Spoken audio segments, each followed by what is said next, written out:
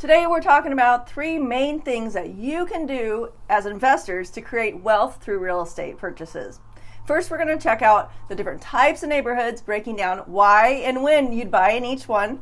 Second, we're going to explore the idea of value add properties and how you can actually build sweat equity with ADUs, or if you just go out and buy the ugly property and fix that up. And you are going to want to stick around all the way to the end, where the third thing that we're going to show you is how to have your cake and eat it too.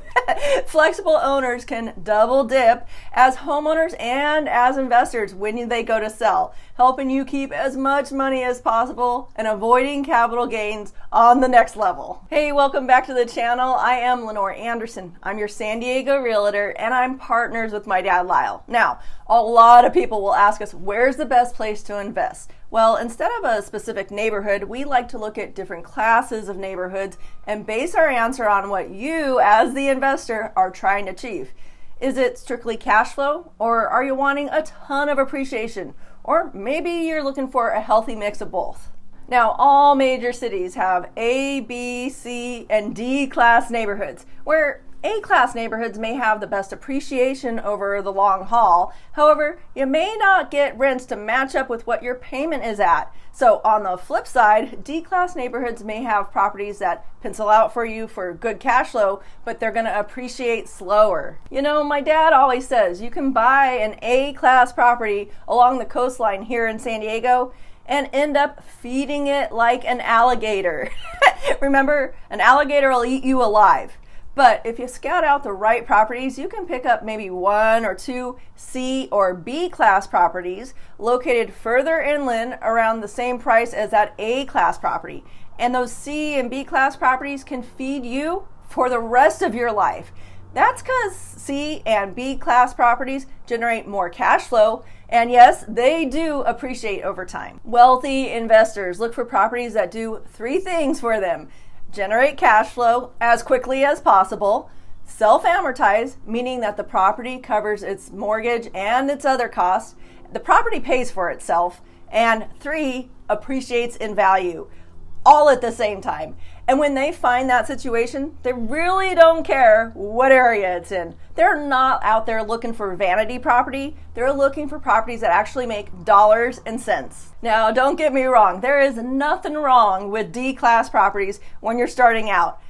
Think of buying D-class properties as a stepping stone. And this is exactly how my dad started out back in Louisville, Kentucky with Section 8 properties, which he loved because the rents are guaranteed and he was able to get market rents due to his rehab work. So turning up your nose to D-class properties may throw you off your game, especially if they get your foot into the door. Think of it as buying now and into your future, meaning that you can buy a D-class property in a less than neighborhood to start, fix it up, then resell it, rolling those proceeds into a Class C or a Class B property for better cash flow and to get stronger appreciation.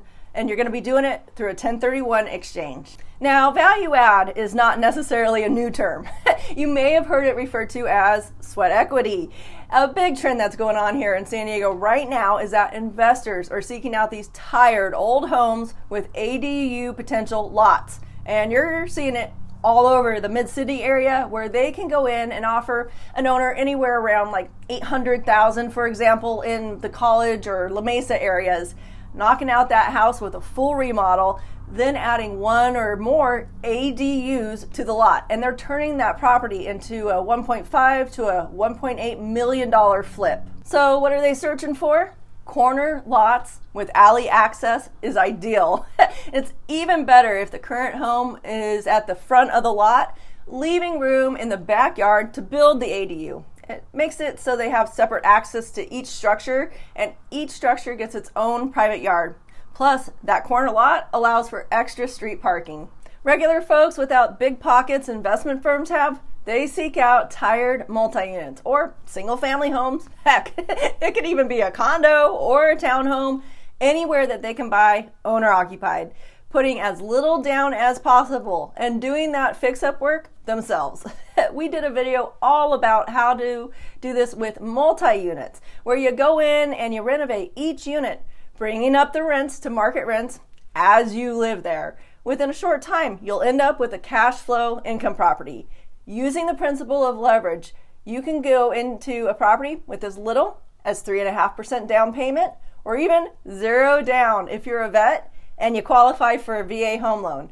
We'll link that one in the description. Something to understand about the owner-occupant fixer situation is this. An owner-occupant is someone who lives there for 2 out of the last 5 years. Then you are allowed to sell your property and walk away with up to $500,000 tax-free if you're a married couple. And if you're single, up to $250,000 tax-free. Plus, one of the best things is you can do this time and time again, anywhere across the nation. Now, as promised at the beginning of this video, here is how you double dip. Yes, like I said, you can have your cake and eat it too. Taking into consideration what I just explained about the tax-free provision allowed by the IRS, Section 121, this is for the sale of your private residence. Remember, $500,000 for a married couple, $250,000 for a single person living there 2 out of the last 5 years. Well, when utilizing a Section 1031 exchange on the sale of an investment property, the capital gains taxes are deferred. The IRS allows you to roll your capital gains into your up-leg property. And the good news is there's a way to do both. The personal residence exemption and the 1031 exchange. Smart investors are taking a different approach these days. Now, this is not going to be for everyone. Make sure it's the right fit by talking to your accountant, or you can skip it for now. So here's an example of how you can double dip. A married couple lives in a home for 5 years and has a gain of $600,000. If the married couple were to sell that home as their primary residence, the couple could qualify for Section 121 of the Internal Revenue Code and avoid paying taxes on the first $500,000 of the gain. In this case, however, that leaves our married couple with a tax bill of an excess of $100,000 gain and approximately $25,000 in taxes. However, with the new IRS ruling, instead of selling the home as a primary residence, our savvy married couple decides to move out and convert their highly appreciated home into a rental. The couple rents out the house for 2 years and then sells the house as an investment. Now that house is classified as an investment, our couple is eligible for the tax deferred via Section 1031 of the Internal Revenue Code.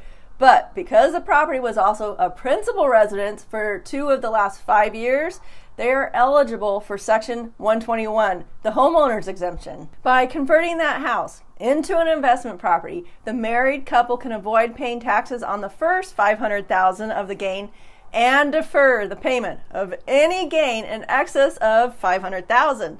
Keep in mind that most tax advisors believe that 1 to 2 years to be a sufficient time frame to rent out the property. Now, that should qualify as an investment, but be careful not to rent out that home too long, as it must have also been used as a primary residence for 2 of the past 5 years.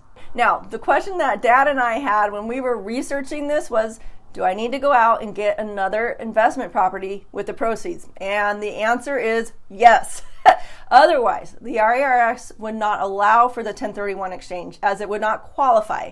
Remember, there's a like for like type of property clause in the Section 1031 exchange. If you think this is the right fit for you, please let us know. We will definitely put you in touch with an exchange accommodator to assist you and answer all of your questions. Hey, are you ready to get started, or do you have some questions? Reach out to us. Our contact information is down below. And here is that video we did about buying multifamily property as your first home.